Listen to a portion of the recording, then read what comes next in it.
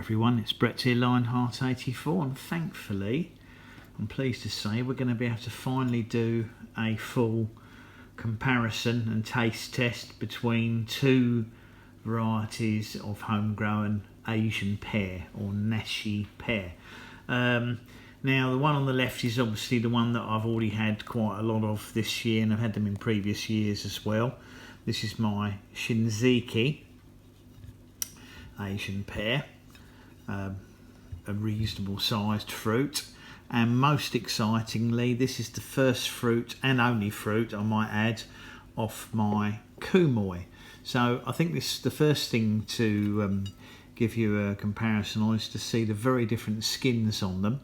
Obviously the Shinseiki is the pale yellow one with these little sort of green or gold flecks or spots on them. The Kumoi, on the other hand, has got a very much more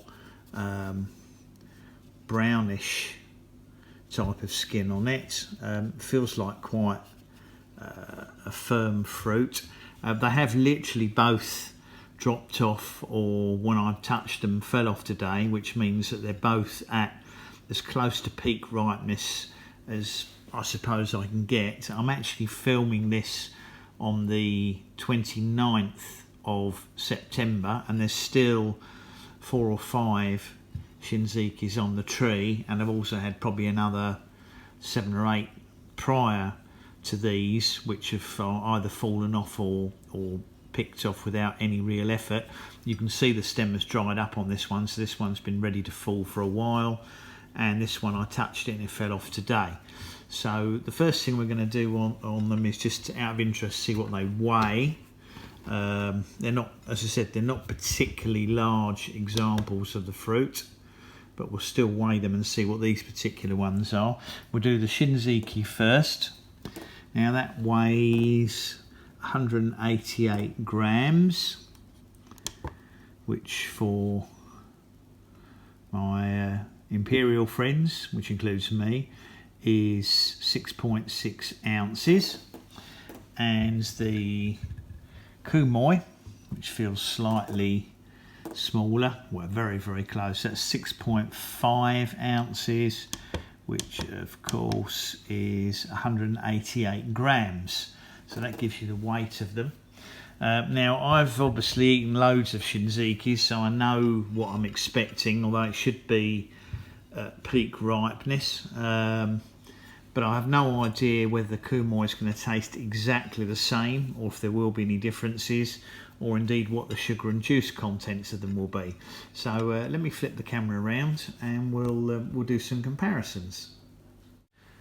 Okay, so welcome back to part 2 of the video. So the first one we're going to have a look at is the Shinseiki. See the size of it. So we're going to, let's cut this down the middle actually, see what it looks like. Or as much down the middle as you can with this kind of fruit. Looks reasonably good inside. They can suffer slightly from oxidisation when you cut them, but as I'm not leaving it, doesn't matter. You can see this one has got a pip in it. So the first thing I'm going to see if I can do is manage to get some juice onto the refractometer, because I'd quite like to measure, if I can. A little bit easier said than done to get, although they're very juicy, doesn't mean you can get the juice out easily. I'd like to try and measure the sugar content of the Shinseiki. Surprisingly low. Very often with pip fruits that is the case. It's only showing a Brix of 11.5. Let's see if that's reflected in the taste. What I like about these is they have a nice crunch to them.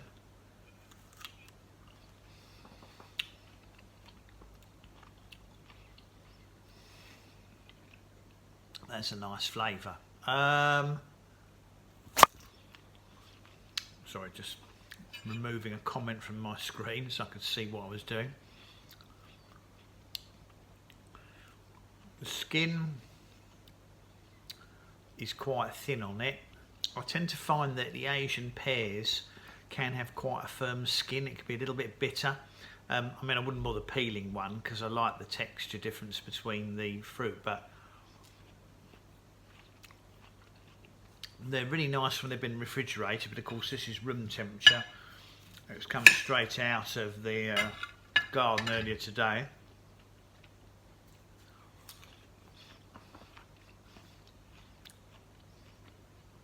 Very juicy, sweet.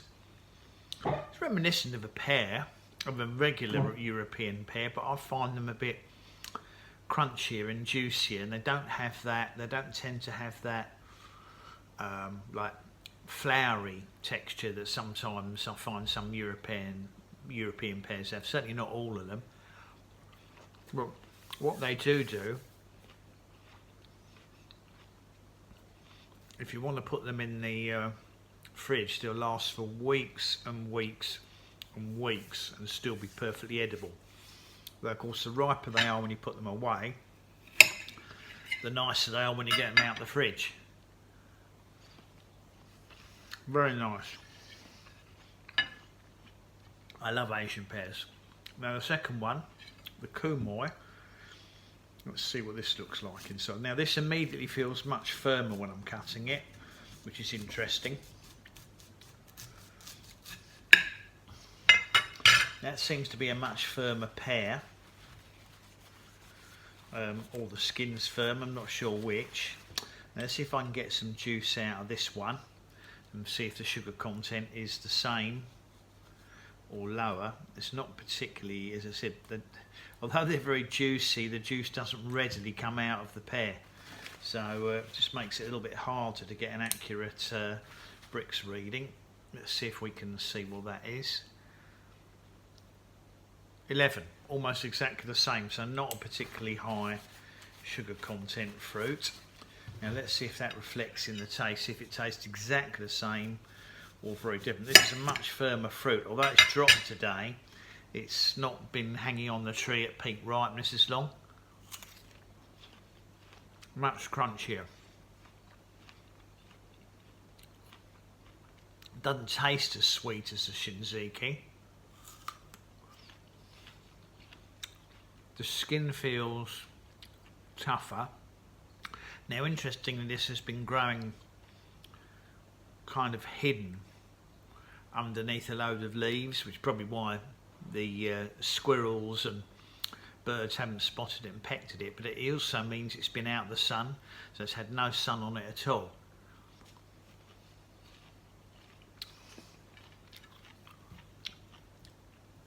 Definitely not as sweet as the Shinseiki, definitely not as soft, but a nice crunch to it. Not crunchy like a Granny Smith type crunch. It's not that really hard, sharp crunch.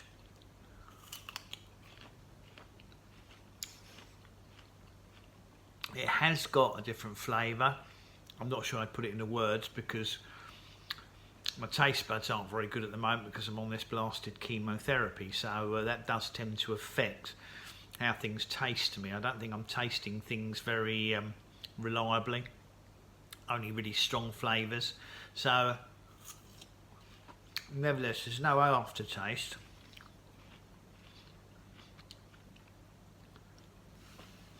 A nice fruit.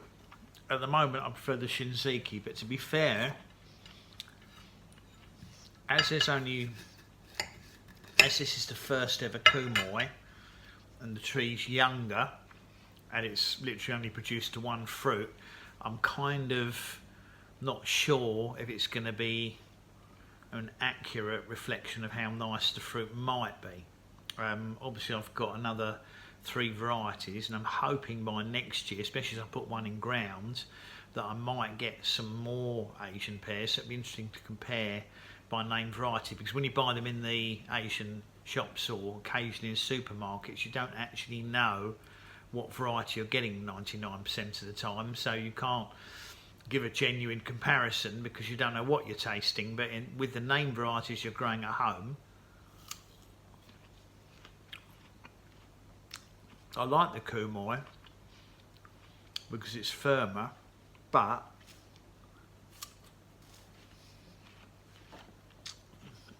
it's not quite as soft or as juicy as the Shinseiki. As you can see, it's a much rounder fruit, and this one's sort of a more of a flatter fruit. However, that's not necessarily reflective of how they've looked, as these have varied a little bit in shape this year, and certainly in size, as they do tend to be more rounded like that. I don't know if in the future these will always be this shape. We'll have to wait and see. But very interesting. Sugar content was lower than I thought they might have shown the Brixometer, but perhaps that's just normal for Asian pears. I don't think they're a particularly sweet fruit, but they have a nice texture and they always have that nice juiciness to it and a nice flavour. So I hope you enjoyed the comparison between them. It was of interest to you. Might guide you a bit in whether or not you bother growing Asian pears, but I like them and I prefer them to European pears, which in any case are very easy to buy in the shops in many different varieties, whereas with the Asian pears you don't come across them very often. So thanks for watching the video. Please give me a big thumbs up. Do remember to share the video if you think people would be interested in tasting on Asian pears or Nashi pears. Please subscribe to my channel, and remember you must click on the bell if you want to know when new videos come out. I'll catch up with you all soon. Brett out for now.